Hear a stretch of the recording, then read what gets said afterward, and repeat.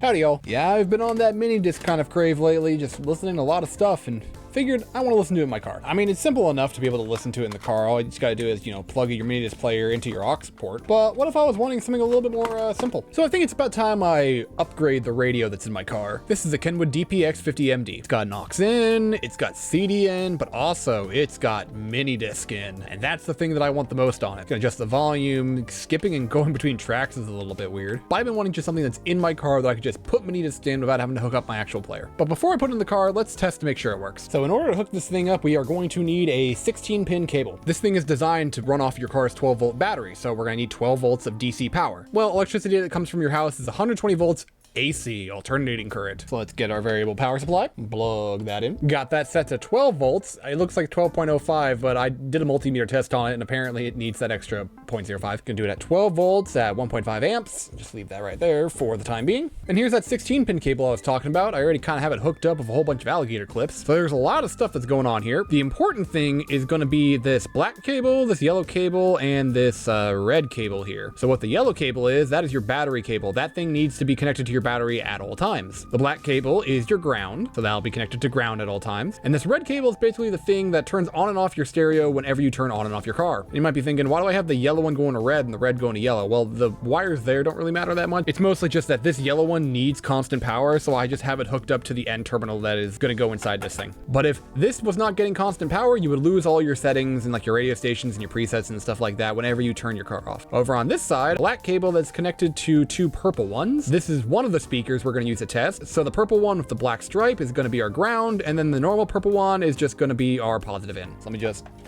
do that. All right, we're just gonna plug this guy in like so. Make sure none of the wires themselves are doing weird wonky, cross talking and stuff like that. Oh yeah, and I have the yellow and the red connected right there at the moment on the yellow because, I mean, it's just gonna get constant power. And when I turn the entire thing on, I want to just turn on. So this is just for testing purposes. It's not gonna be like that when I put it in the car. Okay, gonna get, yeah, come on guys. So the red goes in the red, black goes in the black.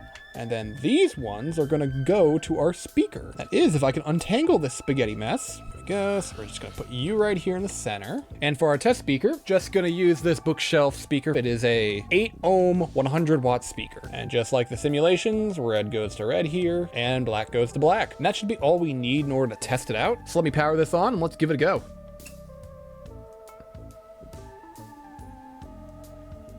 And it lives. Okay, now we need some music.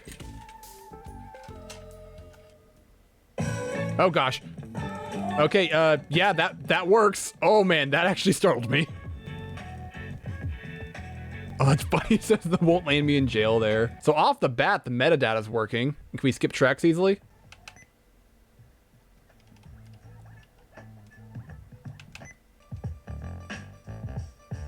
It's got this fun little RGB thing going on too. Can I press down and does that resume? Looks like it's an enter, but not a zoom. If I go up, what happens when I go up? Oh, that's probably related to the radio thing. Well, I don't got an antenna plugged in right now, but I can try that out later. Cool, well that works. Let me just eject this.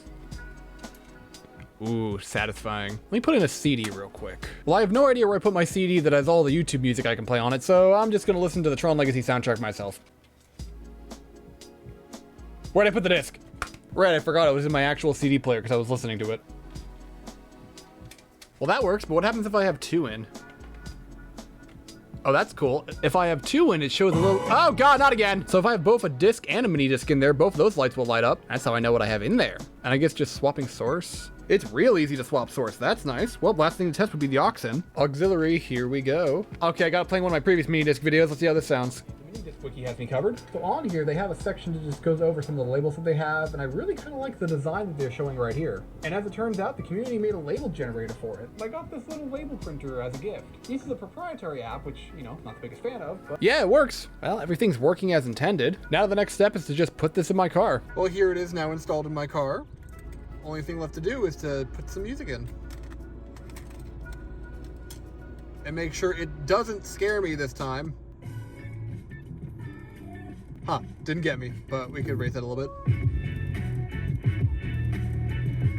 And I especially like how it looks when there's like no lights around, because, you know, fun little colors. And well, here's what used to be in my car. Forgive me for not actually recording the footage of me taking this out and putting the other one in. It was like 105 degrees out in the summer when I was doing that. And technically, the one that I added in is a straight upgrade, because this one has a CD and aux in, and that's it. The other one has CD, aux in, and mini disc. And also, well, the CD player in this is broken for some reason. I don't know why. Maybe I have to get around to fixing it. But hey, if you happen to know what car this is stock in, comment it below. Unless I know you in real life and you've actually been in my car, in which case I know you know. Comment something else, like, I don't know, what I should do with this thing now that it's out of my car. Or don't comment, I'm chill. But I am glad now I have something functional in my car that can play mini discs. That's gonna be it for now though. So long, y'all.